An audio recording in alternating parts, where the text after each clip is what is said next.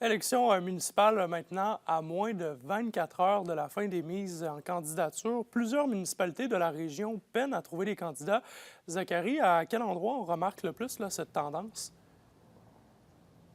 Eh bien, en consultant ce matin le site d'Élections Québec, c'est en Abitibi-Ouest qu'on remarque qu'il y a plusieurs postes de conseillers municipaux ou de maires qui n'ont aucun candidat.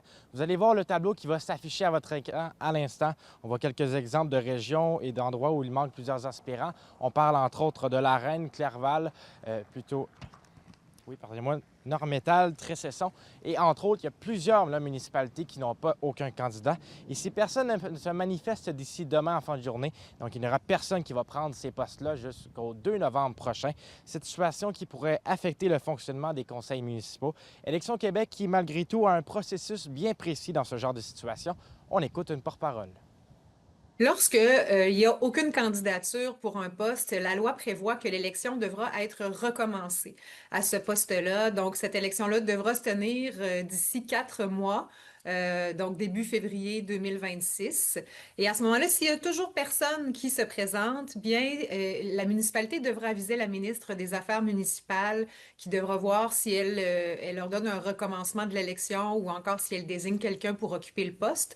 Et pendant ce temps-là, bien, c'est la personne qui était en poste avant l'élection qui demeure en fonction jusqu'à ce que quelqu'un d'autre. Et par ailleurs, autre défi pour les municipalités, Zachary, la grève chez Post Canada, ils vont devoir trouver une façon d'informer les électeurs sur les détails entourant le vote autrement. Effectivement, André, c'est le directeur général des élections hier qui en a fait cette demande parce que les électeurs ne peuvent pas recevoir des cartons avec les informations du vote.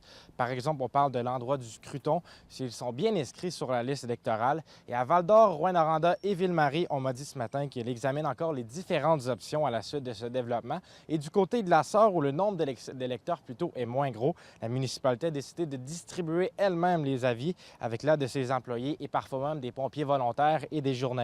Ils ne donneront pas le carton, mais opteront pour des affiches un peu partout dans la ville. On écoute. En fait, comme on est tenu de faire la liste électorale à chaque année, on a décidé d'offrir du surtemps à nos employés afin de distribuer nous-mêmes les avis d'élection pour s'inscrire sur la liste. La seule affaire, c'est que les petits cartons, on va pas les distribuer pour les élections, on va faire des affiches un peu partout, des affichages en ville. Ça changera pas, sauf le vote par correspondance. Je pense pas qu'on va être en mesure de l'offrir. Reste à voir si la grève chez Poste Canada va se poursuivre ou bien finira bientôt. On ne le sait pas. L'envoi des cartons qui pourra se faire à temps. On suit le tout de près. Merci beaucoup, Zachary.